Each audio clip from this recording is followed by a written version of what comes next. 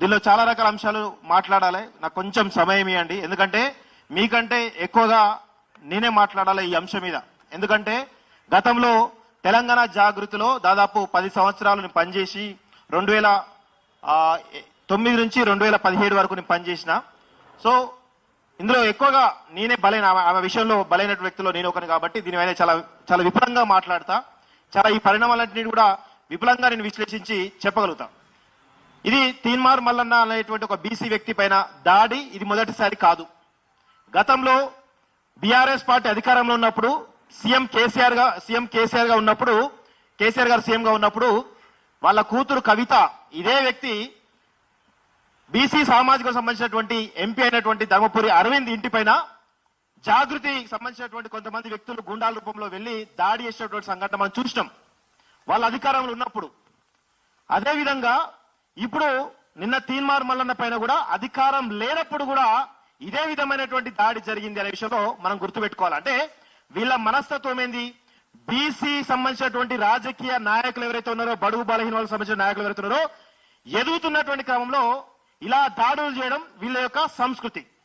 ఇది వాళ్ళిద్దరికి సంబంధించిన అంశం. ఇక నాకు సంబంధించిన అంశం తీసుకోవట్లయితే వీళ్ళకి సంబంధించినటువంటి కేసీఆర్ కుటుంబ అరాచక అవినీతి పాలన పైన చాలా పెద్ద ఎత్తున మేము మాట్లాడుతున్నప్పుడు మమ్మల్ని ఎస్ఓటి అనేటువంటి వింగ్, పోలీస్ డిపార్ట్మెంట్ వింగ్ ద్వారా అక్రమంగా కిడ్నాప్ చేసి చిత్రహింసలు పెట్టి మమ్మల్ని జైల్లో పెట్టేటువంటి సందర్భాలు గతంలో చూసినాం. అంటే ఎక్కడ కూడా అంటే నన్ను గాని రఘును గాని చాలా మంది వ్యక్తులను వీళ్ళని ఇబ్బంది పెట్టినటువంటి దాఖలాలు. వీళ్ళంతా ఎవరు? బీసీ బడుగు బలహీన వర్గం సంబంధించినటువంటి వ్యక్తులు మేమందరూ కూడా. సో ఎదుగుతుంటే ఓరవలేకపోతున్నారు. ఎదుగుతుంటే వీళ్ళని ఏ విధంగానైనా అణగదొక్కాలని చెప్పేసి బీసీ ఉద్యమం ఇంత పెద్ద ఎత్తున ఎదుగుతూ ఉంటే చాలా పెద్ద ఎత్తున ఆ ఉద్యమాన్ని అణచివేయడానికి వీళ్ళే బీసీ ఉద్యమాన్ని ఎత్తుకుంటారు.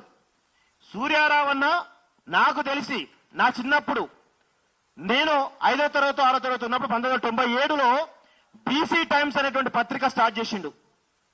అంటే 97 నుంచి 2025 దాదాపు 30 సంవత్సరాలుగా సూర్యారావు అన్న ఈ బీసీల గురించి మాట్లాడుతున్నాడు, కొట్లాడుతున్నాడు. ఇక్కడ నుండి చాలా మంది వ్యక్తులు కూడా, ప్రవీణ్ గారు, అందరూ, సాంబశివన్న కూడా ఎప్పటి నుంచో ఒక 15-20 సంవత్సరాల నుంచి బీసీల గురించి కొట్లాడుతున్నాం. అంటే బీసీల అంశం తెరపైకి రాగానే ఇప్పుడు 100 సంవత్సరాల నుంచి కూడా దానికి కౌంటర్ ఉద్యమాలు స్టార్ట్ అవుతూ ఉంటాయి.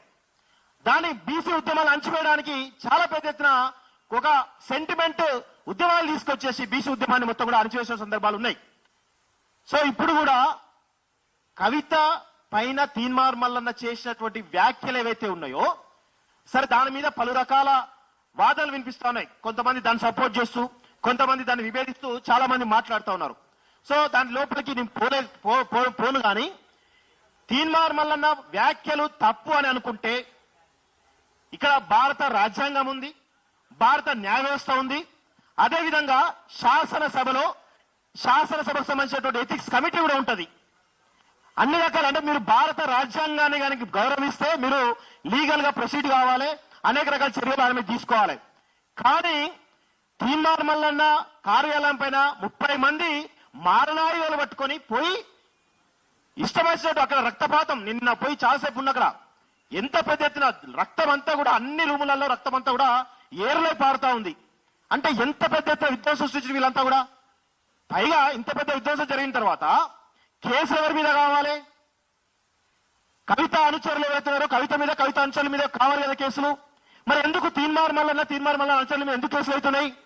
ప్రభుత్వం ఈ విషయంలో ఎవరికి సపోర్ట్ చేస్తుంది? కవితకు సపోర్ట్ చేస్తుందా? తీన్మార్ మల్లన్న సపోర్ట్ చేస్తుందా? అంటే ఈ విషయంలో కూడా మనం ఆలోచించాలి. ఇక్కడ 3 పార్టీలు ఉన్నాయి తెలంగాణలో. ఈ అంశం పైన కనీసం వారు స్పందించే కూడా లేదు. కాంగ్రెస్ పార్టీ సంబంధించినటువంటి సీఎం రేవంత్ రెడ్డి దీనిపై స్పందన ఉండదు. భారతీయ జనతా పార్టీ అధ్యక్షుడు ఎవరైతున్నారో ఆయన కూడా, రామచంద్రరావు అధ్యక్షుడు ఎవరైతున్నారో ఆయన స్పందన ఉండదు. బీఆర్ఎస్ పార్టీ సంబంధించిన అధ్యక్షుడు కేసీఆర్ స్పందన కూడా ఉండదు. తప్ప రైటా చెప్పండి మీరు? ఏమి చెప్పకుండా ఇది వన్ సైడెడ్ గా పోతా ఉన్నది. తీన్మార్ మల్లన్న సంబంధించినటువంటి ఆయనపై జరిగినటువంటి దాడిని వేరే రకంగా చిత్రీకరిస్తూ ఆయన ఇబ్బంది పెట్టే ప్రయత్నం చేస్తున్నారు.